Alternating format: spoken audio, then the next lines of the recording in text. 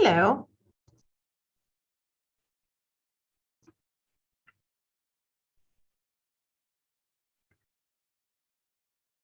I can see you, but I can't hear you. Yeah, still muted. There we go. Oh, also apparently need light on. There we go. There you go. I love your background. Is it of the Cape? What is it? It's the lighthouses at Thatcher Island off Rockport. Cool. I love it. I have climbed this one. That one? Yes, that one. It's really, really tall. It's like 156 steps up in a spiral. And it was like 87 degrees out and 99% humidity, and we had to wear masks. It was quite the climb. It sounds like it. But like we had been promising my kid that she got to do it when she was tall enough for a long time, and she finally got tall enough. So. Oh, I love that. That's awesome.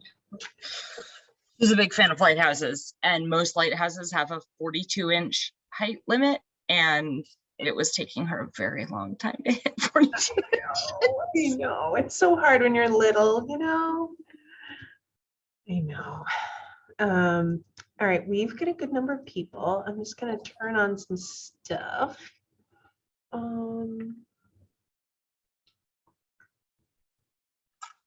Let's see. Here it is.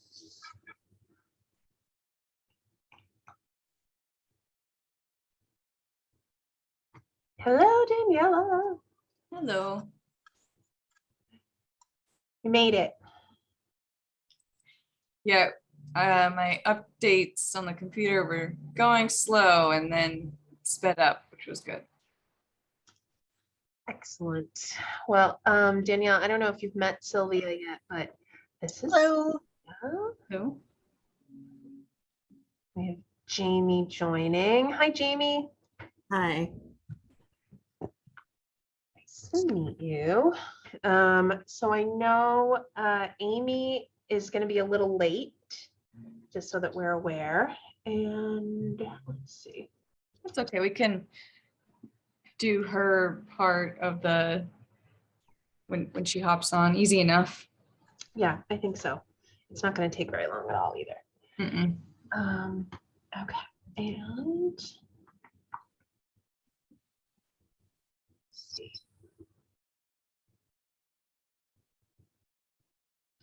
And then Tanya is planning on attending, but is probably going to be about 15 minutes late. So if we have to do this in shifts, we could totally do it in shifts. But I just, maybe just for the interest of time, I know it's the middle of the day. So we could sort of hop right in, and then whoever else hops in, we'll do it again if we need to. But first, thank you both for volunteering to be part of this.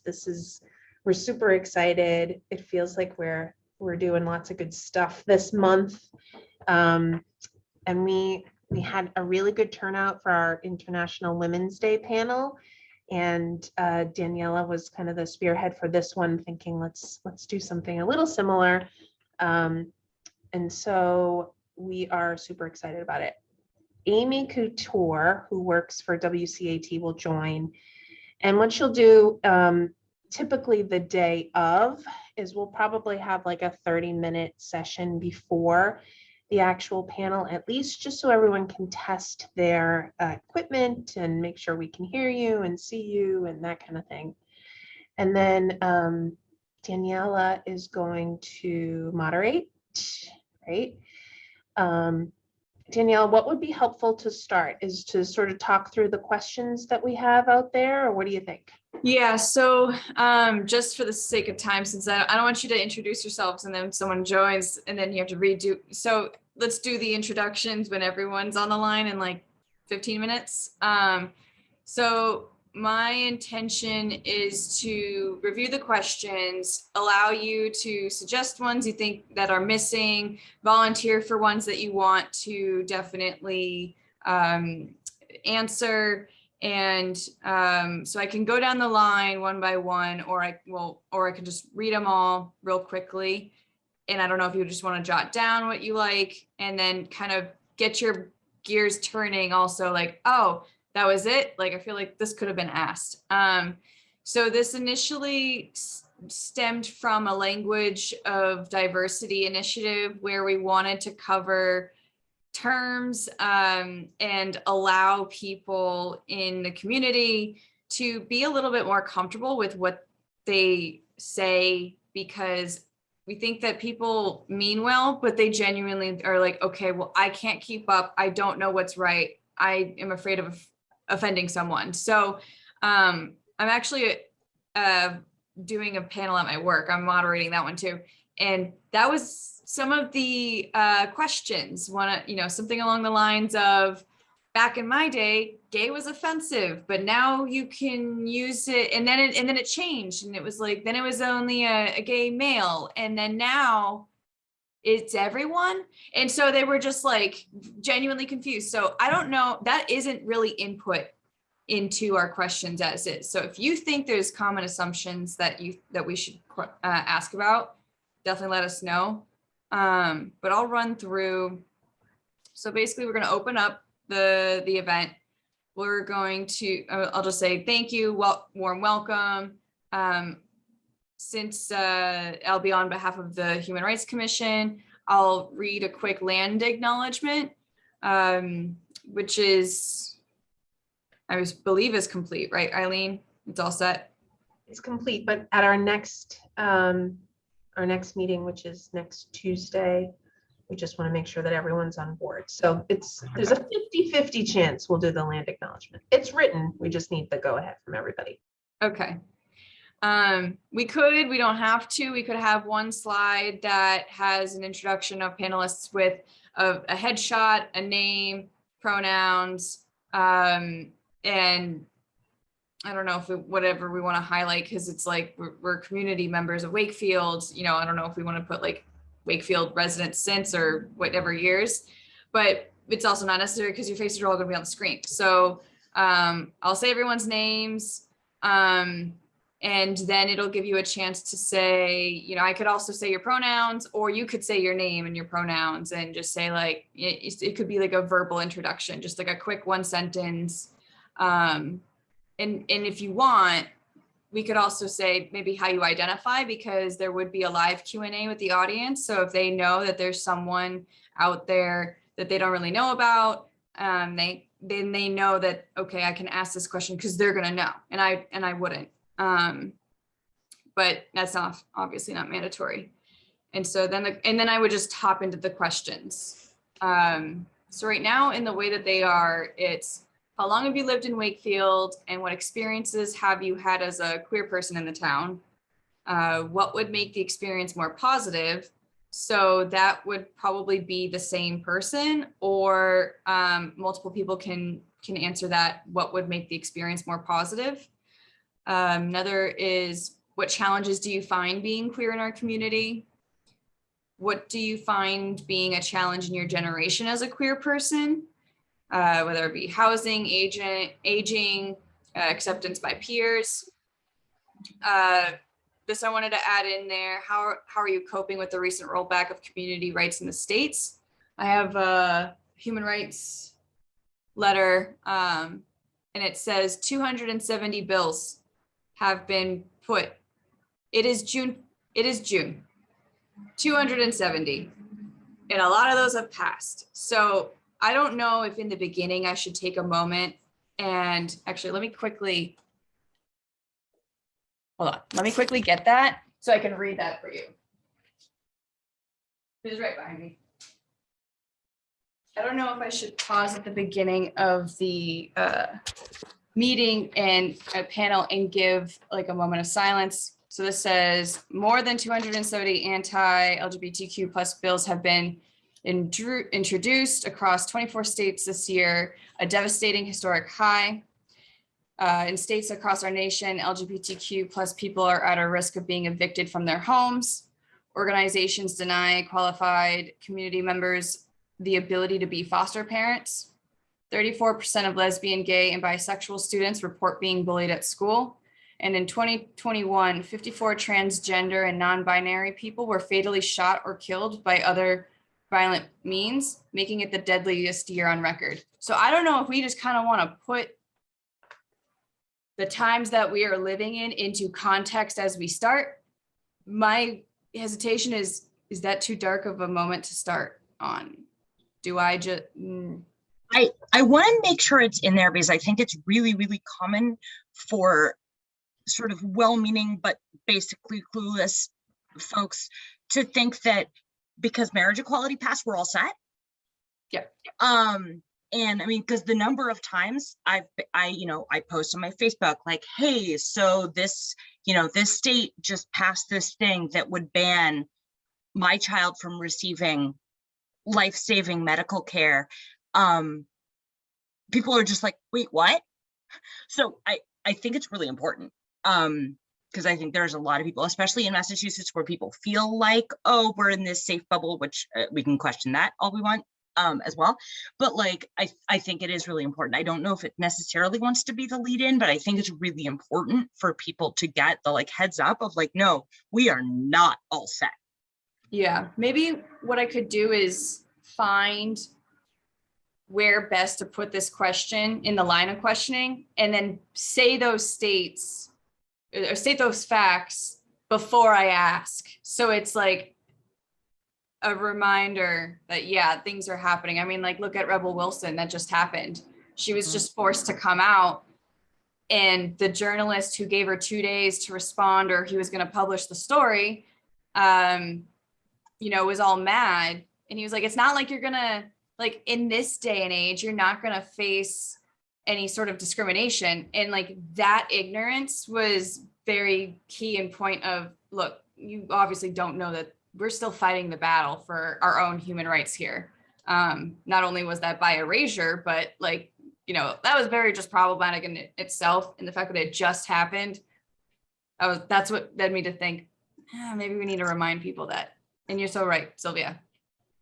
Marriage equality was not just a one and done thing. There's more to it. And maybe that could be a group, answer of just like how you're coping, how you reacted to it. So not that everyone has to respond, but just more of like more than one person could respond if they wanted to, just because it's such a big deal. Then we have 3 others, and that's how do you celebrate Pride Month and what made you decide to live as your authentic self? And then an audience Q&A, just because I don't want to inundate too much of the time with questions that we have in case the audience has a lot, but I do want a decent amount of backup just in case we don't get questions from the audience, and then we can still have this engaging event. And for backup, I just wrote this right before we started. How have assumptions impacted your comfort with being your authentic self?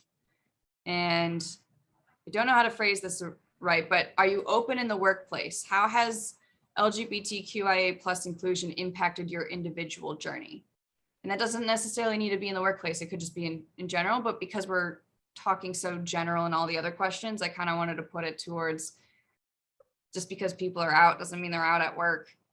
They may have to be hiding a piece of them because of X, Y, and Z. What are your thoughts so far on all those questions, Sylvia and Jamie? Yeah, I like those. I actually really like the 2 backup questions. I think the part about making assumptions is really important for me as like a non-binary person who like gets assumed male or female all the time.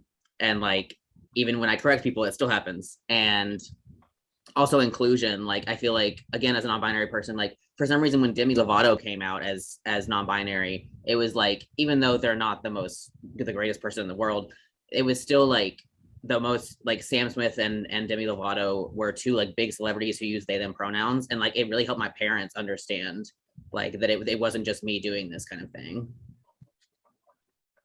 Okay, maybe I'd make something else a backup, because that's really good contextual, and it kind of like fed into what made you decide to live as your authentic self.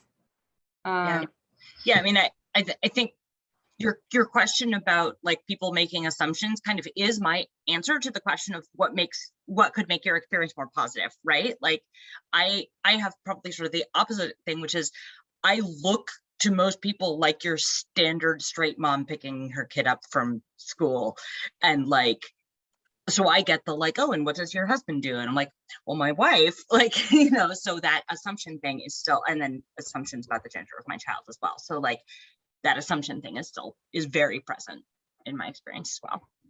Okay. That's actually an ongoing conversation in my house where my son will sort of tease me a little bit that I'm passing. And it comes up at least Oh, passing.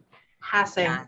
Yeah. And he's obviously joking about it, right? Because he's a funny kid, but it does come up, Sylvia. I can like deeply relate to that, where that conversation happens all the time. Even sometimes with people that like I think they know me, and then you're like, well, my wife is named blah blah blah. So yeah, no, I totally get it. I think that's another place where there's a perception among, again, this sort of like well-meaning but sort of somewhat not clued in population that like coming out is a single event.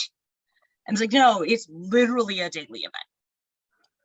Like, Yeah, that's something that my fiance Camilla, who also is going to be part of this, but she just couldn't make it today. She really loves to talk about like bi-pan erasure because she is pansexual and just gets so many people just assuming that she is, you know, like a lesbian because she's dating me, even though I'm non-binary. And or like if I pass as a male one day, then people think we're straight, and it just like is never, we're never read as like what we actually are. I think that would be a good question for her to answer then, because that is going to be educational, I think, on all fronts. And, you know, I could always say like prompted, like the question, what would make the experience more positive? I could make a statement like what bi pan erasure is, or like what erasure is, and then kind of go, you know, then what would make the experience more positive for you? So it kind of like helps her lead into her answer. Can you say how to pronounce her name again? Her name Camilla. It's Camila. It's one L, but it's just pronounced Camilla. Okay, I misspelled it. That's where I went wrong. Okay, That's okay. She gets it misspelled all the time. She's used to it. same. I still get angry though. Only when it's Danielle. Like that's literally not my name, but okay. All right. Any other thoughts on the questions? New ones, how we can sort of lead into them or add on?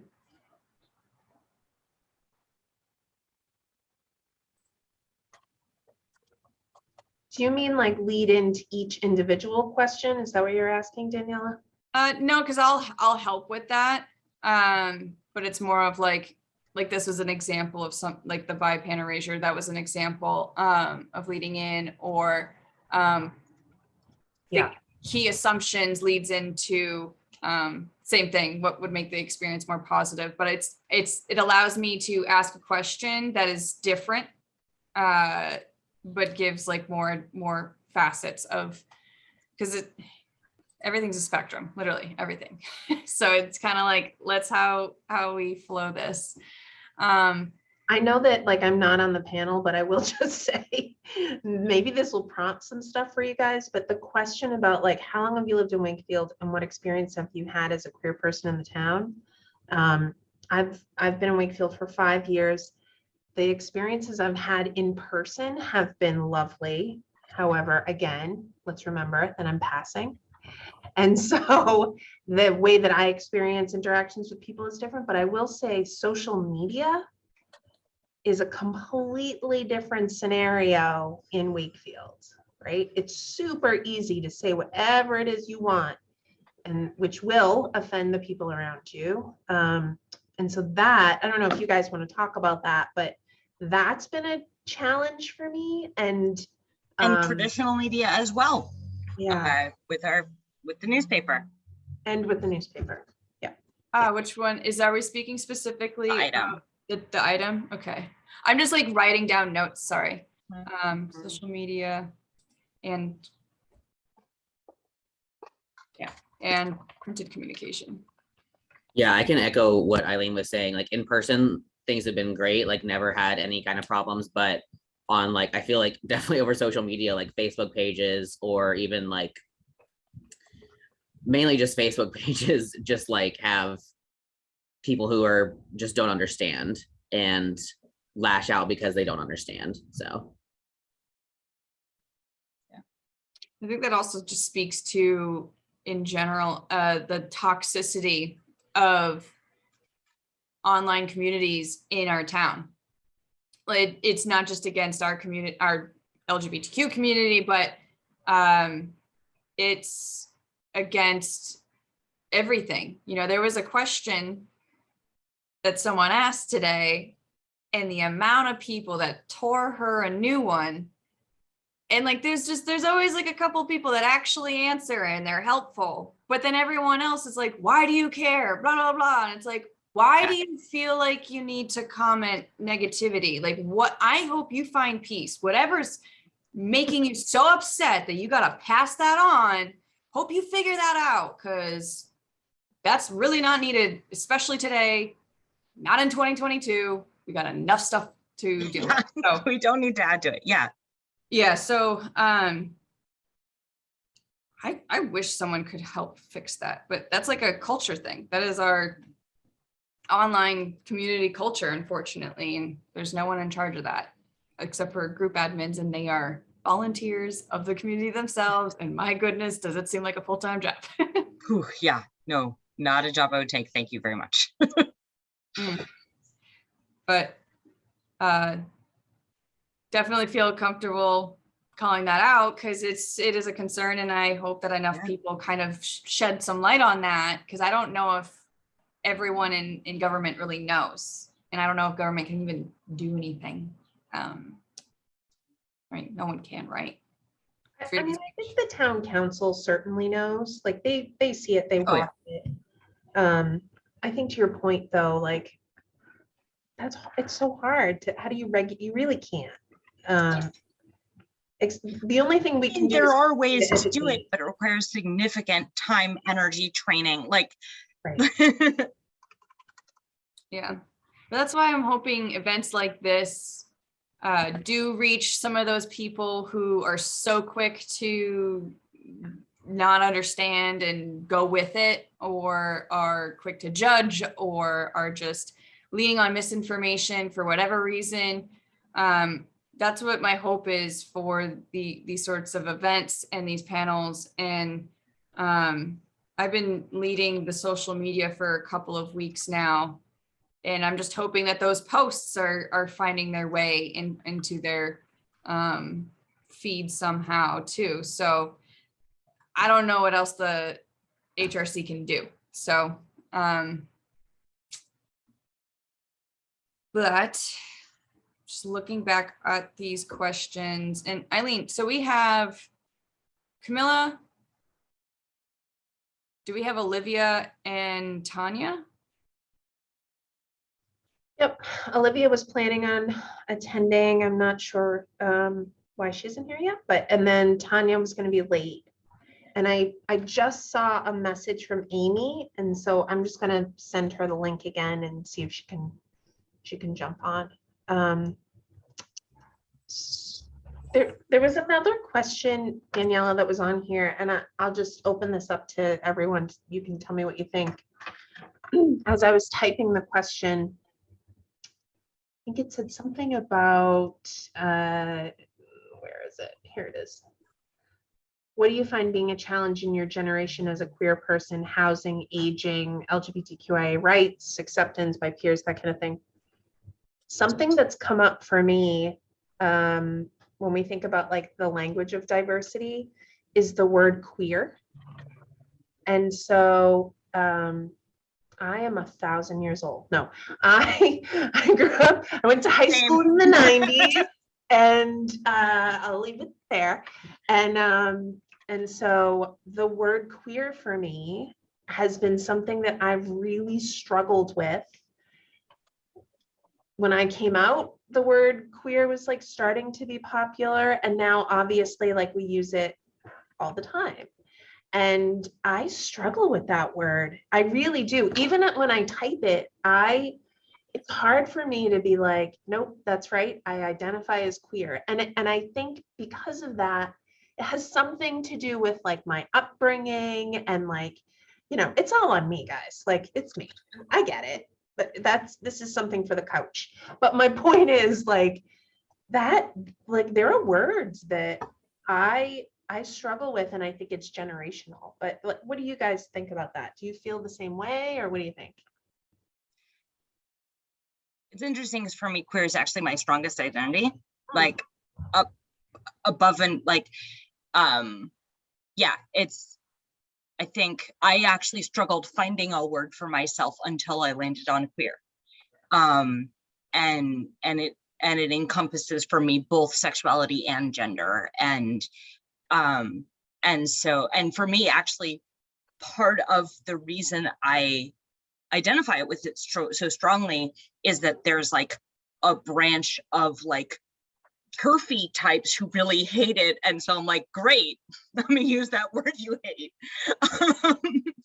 And so, but I know, I think I'm generationally on a cusp with that, because I definitely know folks for whom it is a very uncomfortable word. And then but also like there was already queer studies at college when I was there, right? Like and I think, or beginning to be, I don't know, it was a million years ago, so I don't know. Yeah, I'm kind of in a similar boat. Like I also use the word queer to describe myself, my sexuality, because there isn't really a word to describe what my sexuality is, and it's complicated and all that. And also like sexuality is a spectrum and all that. I am 26, so I'm like right on the generation where like there was definitely queer studies in my college. I graduated in 2018, and so, and like I've never heard it used as a derogatory word. I think that was like before I was born, like maybe like the 90s or the like early 2000s was probably when that was being done, but I was like 6, so I don't remember hearing that ever. So I've heard, I know it, but I know that history.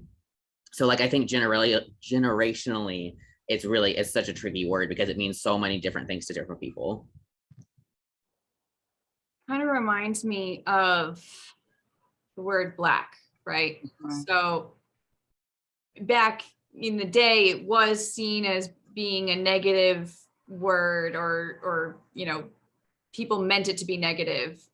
And today they have taken that and gone, there's nothing wrong with being black. There's nothing wrong with saying the word black. There's nothing wrong with saying I'm a black person or they are a black person. So it's like back in the day, queer was used intentionally to be derogatory, but then we took that narrative and we were like, nope, there's nothing wrong being queer. I'm queer and I'm loud and I'm proud, so deal with it. And like, I think that's probably the strongest way to do it is, oh, you want to make fun of us? Well, we're just going to take that word that you use and we're just going to use it. And so it's going to nullify all that bad talk you try to do with that word. It's kind of like empowering, but that is a good thing to sort of bring up, how it has changed in the terminologies over the years. And it would, I think, be good also to cover transgender, cisgender, you know, those breakdowns, because that I think is a commonly just, I don't know what that means or what word to use. I don't know if anyone wants to jump and say they'll answer that, but I do think that would be another word to teach people. This is what you can say. Maybe there's a bunch of them, but I feel like people also don't really know what word to use or how to phrase whatever they want to say.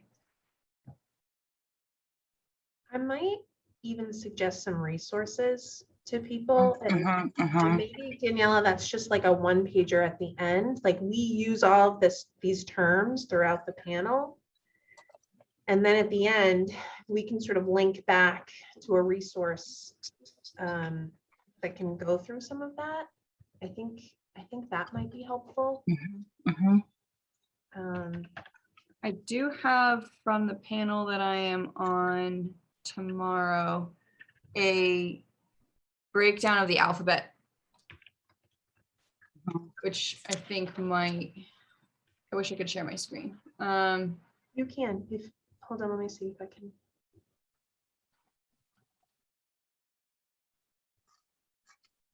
Does it show, does it allow you to do share screen at the bottom? No. Okay, hold on. Oh, wait, yeah. Here you go. Okay. It is loading. Okay. Oh, host disabled participant share screen sharing. Oh, man. Hold on. If you go next to, I think if you go next to participants, I think if you go to the little caret next to participants, you can change that setting there. I also just made you the co-host. See if it shows up. In Oh, that should help. Oh, yeah, yeah, I see security. Okay. Here we go. Maybe just make this bigger somehow. Do you see the whoop, the breakdown here? Go away. Can you go on a different? Okay, got it. All right, there you go. I mean, it has this asterisk, you know, that these definitions don't fully encompass it, and it's a starting point. People's adoption of it could be different. And so it kind of helps cover the fact that this is what could be used today. It could change, just like we, you know, our language, the history of language has changed over the years. But I don't know if this would be of interest to include.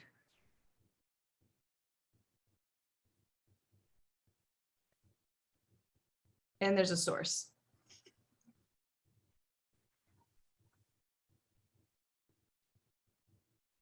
Another thing we miss is the two-spirit, which I recently learned of. So Yeah, I mean, it also doesn't define, because you had mentioned trying to get giving people the definition for cis as well, and I think that's really useful. I think it is easy for people to see that there's a definition for the other and forget that that means there's also a word that applies to them.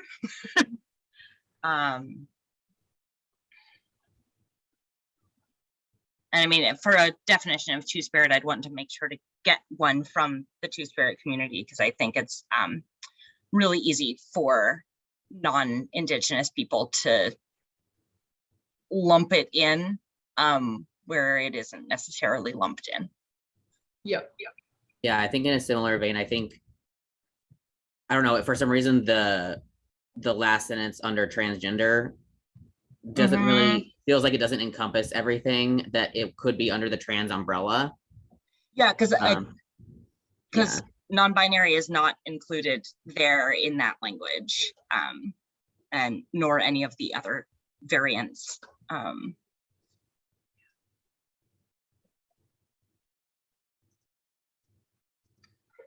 I wonder if that's what is supposed to be included in the plus, not easily summed up in one term. Yeah. I mean, yeah. That's the tricky thing about like trying to define all of these terms in one acronym, is that it's just not, there's not enough language, not enough letters ever. Yeah. And then it becomes cumbersome to say such a long acronym. It's like, okay, at this point, I should just say the actual words. But yeah, so I think this would be good.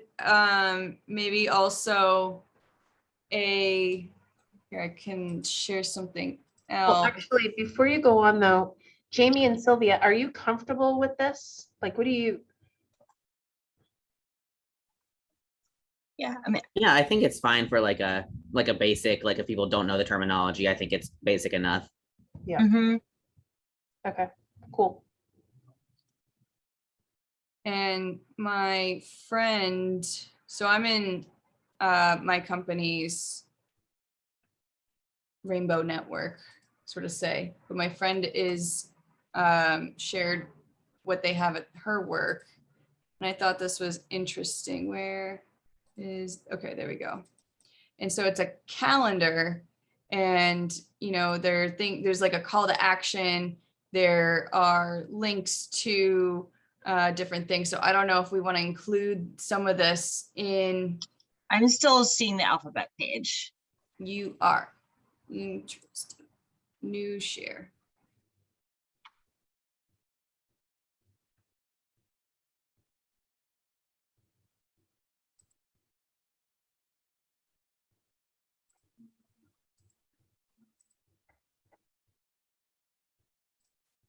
What about now? Oh, what about now? There we go. Okay. So so this is for the month of June, but we don't need to take it like this, but we could take some things here, and I could send this to you, and maybe this could also be part of the one page where it's like things to read, things to watch, here's to learn more about this. Yeah. I just don't know like where we would also give this, because if do we have the capabilities of sending files over the Zoom? No. Maybe what we do is tell people to email the HRC, and we can put them on an email list, or we can email it that way. I think we can post it on a file on the Facebook page, but the problem is that not everyone has Facebook. Also, not everyone wants to go on Facebook because of what we had talked about earlier. It's not just our community, it's just in general the online community. This is I love this, by the way, but Yeah, it's a lot of information to digest for people. I wonder if like we pick 5 to 10 top websites that we feel like are good places for people to learn, and and we post the actual website at the end. Like I bet WCAT would happily sort of share that. I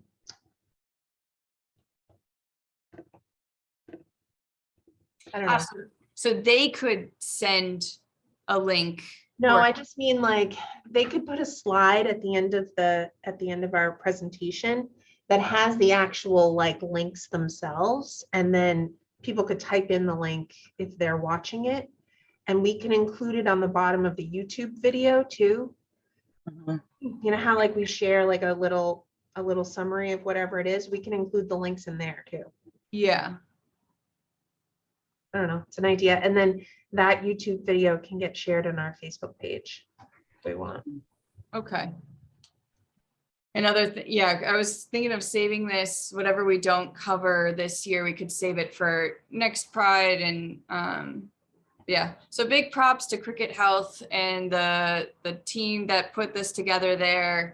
Yeah. And my friend sent me, I think she only sent me like maybe a week's worth, and I was like, wait, you have a whole, I was like, I love that. Can you send that to me? And she just was like, if you're gonna share it, like, I was like, no, I just want, like, I wanted it for me. Like, I just wanted to see like whatever is on there. Because like how I've been celebrating Pride is I have only been watching RuPaul's Drag Race and Legacy and Pose, and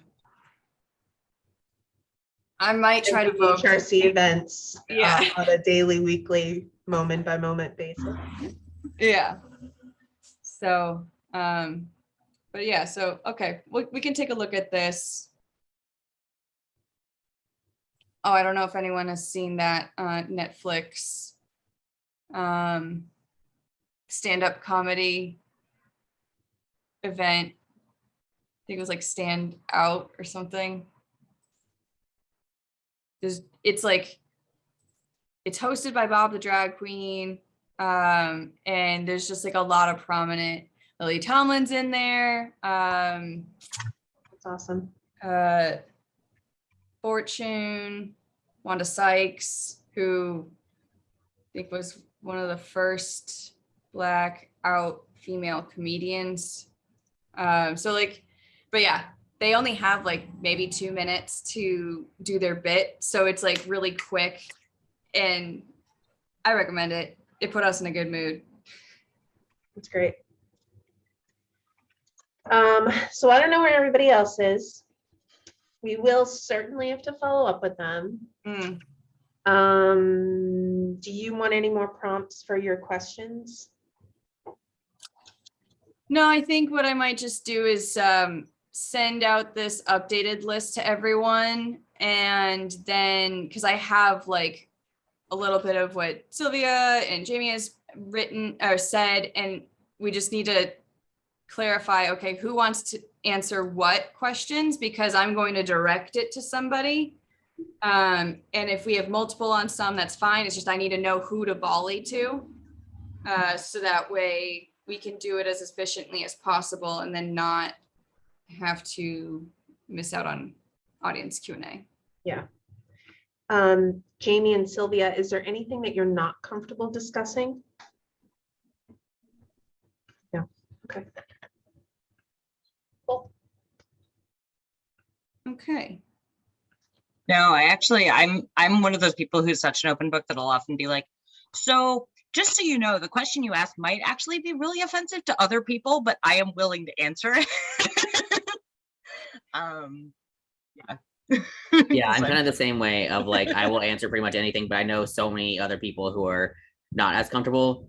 I wonder if we could say that as like, maybe I can say that at some point when I'm answering a question is like, that question might be offensive to someone else, but I'm okay answering it. Yeah, because I think there is a danger, I think, sometimes in being willing to answer questions of the idea that means that any queer person should be expected to just be willing to answer questions about their life. And like, no, we volunteered to do this. And like, I expressly will volunteer to do this in the place of other people who can't, right? Like, yeah.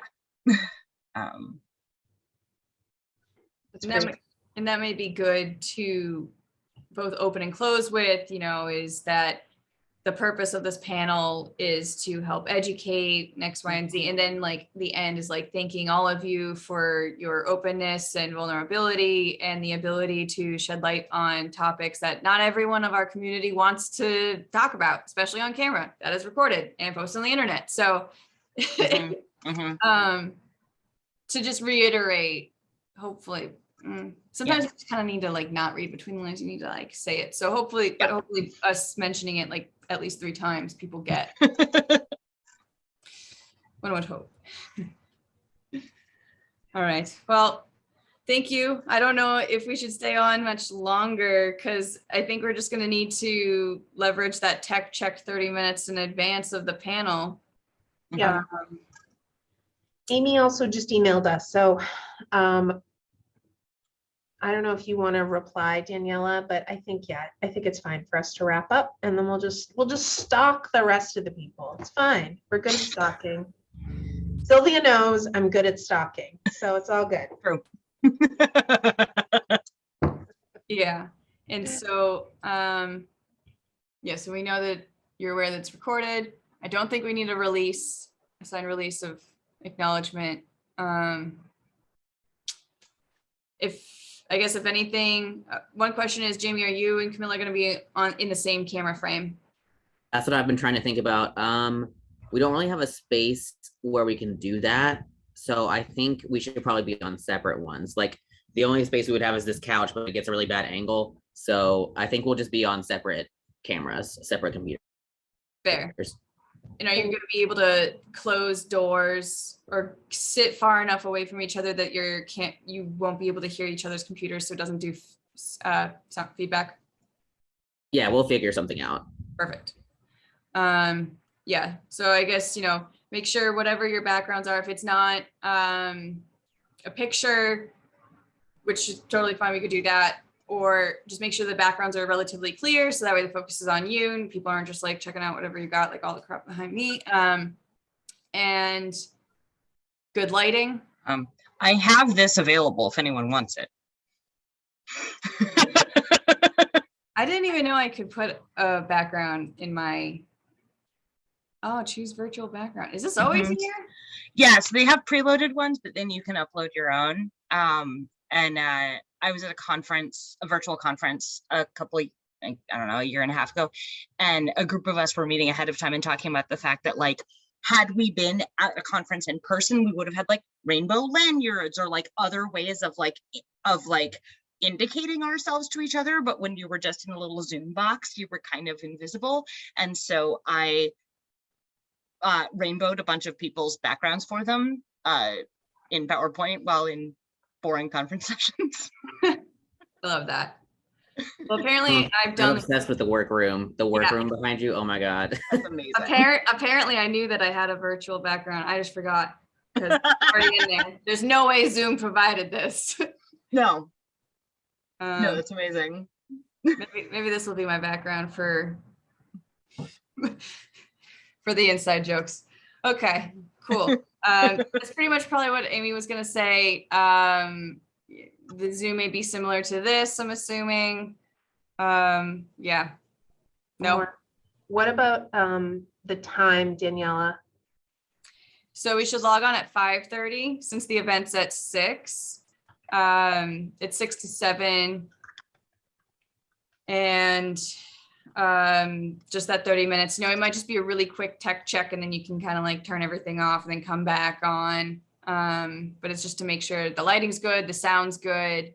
And it's probably to review like the tips and tricks of, mute your mic when you're not speaking. One person speak at a time. I mean, the way that I'm going to be moderating, it's not like a bunch of people are going to be quickly talking over each other. So I'm not too concerned. And just to confirm, this is on the 28th, correct? Yes. Fab. Are you going to be emailing us to like just saying to get there at 5:30? Or should I? Wait, what am I saying? Should I will there be an email reminding us like be there at 5:30? Yeah, you'll need the link too. You don't have a link yet. That's true. Okay. So we can do that. If it's helpful, I could send you a calendar invite if you'd like. Yeah, that works too. Okay. All right. I will do that. Yeah, I mean, a calendar invite for everyone, like a hold. Yeah. Could be good. I don't know if you're able to send that from the HRC email account, but. Yep, I could do that. And I'm going to block it. It'll say like 5 to 7, but then in the body, it'll tell you like 5:30, log on here, that kind of thing. So. Cool. Great. But thanks again, everyone. Yeah. So I'll put also like, please provide your feedback by I'll give a week.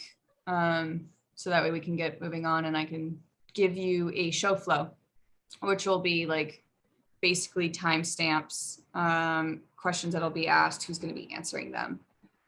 So that way it gives us all at least a basis for expectations of how the flow of the event will go. Sounds good. Awesome. Great. Well, thank you. Have a Thank great you. rest of your night. Thank Thanks, you. everyone. Bye-bye. Bye.